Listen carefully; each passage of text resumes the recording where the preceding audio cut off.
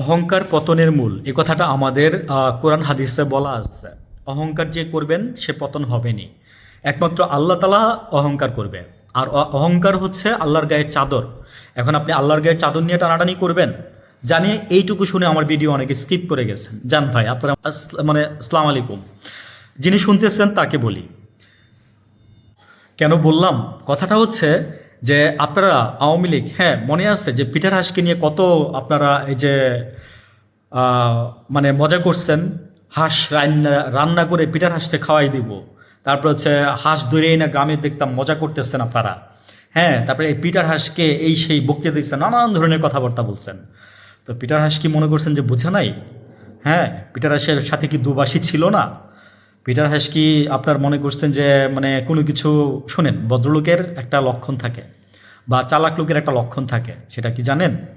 চালাক লোক বা ভদ্রলোক সবসময় চুপ থাকবে, জায়গা মতো ঠিকই আপনারা মেরে দিবে, ঠিকই আপনারা মেরে দিবে, বুঝছেন?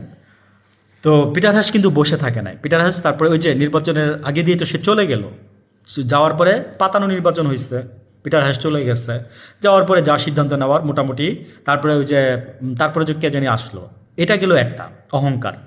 আরেকবার আপনারা দেখেন যে একবার না, আপনারা আওয়ামী লীগের আমলে 17 বছরে সম্ভবত দুইবার কি তিনবার আপনারা আমেরিকার আহ, রাষ্ট্রদূতের গাড়িতে আপনারা হামলা করছেন বনানীতে, মনে আছে আপনাদের? একবার আপনারা পুরোপুরি একদম গাড়ি টাড়ি ভেঙেই ফেলছেন, এই ধরনের একটা অবস্থা বনানীর এই যে ডরিন টাওয়ারটার পিছনে।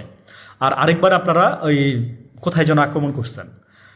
তো আপনারা বলতেন যে 41 বছর আগে ক্ষমতায় থাকবেন, যেতে মানে যাইতে হবে না।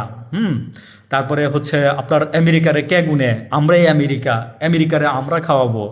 মানে কত ফানি ফানি কথা বলছে না আপনাদের নেতাকর্মীরা? ওবায়দুল কাদের সহ বলছে, বললাম না, ওই মাথা মোটা লোকটা সহ বলছে যে নাকি ওই যে উন্নয়ন বলার সাথে সাথে স্টেজ ভেঙে নিয়ে পড়ে গেছে, বুঝছেন? তো অহংকার পতনের মূল, এটা আমাদের কোরআন শরীফেই বলা আছে। এটা যারা মানবেন না তাদের আপনার নিশ্চিত আপনার মরণ আপনার জন্য অপেক্ষা করতেছে, এ ব্যাপারে আপনি কোনো সন্দেহ রাখবেন না। কোরআন হাদিসে যে কথাগুলো বলা আছে, এই জন্য আমি আপনাকে ফার্স্টে বলছি যে অনেকে স্কিপ করবেন, করে যান, সমস্যা নেই, কিন্তু যারা শোনার তারা শুনবেন। আমি এখানে আরেকটা কথা বলি যে জবানের দাম কোটি টাকা। মানুষকে জবান দিবেন, জবান রাখবেন না, আপনি হচ্ছেন মোনাফেক। আপনারা যারা এখন জবান রাখতেছেন না, আপনারা হচ্ছেন মোনাফেক। এবং যারা মিথ্যা কথা বলেন না, আল্লাহ বলছে যে আমি তাদেরকে হাসরের ময়দানে আমি নিজে বাদী হয়ে তাদেরকে বিচার করব। এই কথাটা আমি বহু জায়গায় বলছি। আল্লাহ নিজে বাদী হয়ে বিচার করবে, একবার চিন্তা করেন, জাস্ট চোখটা বন্ধ করে। ভালো থাকবেন।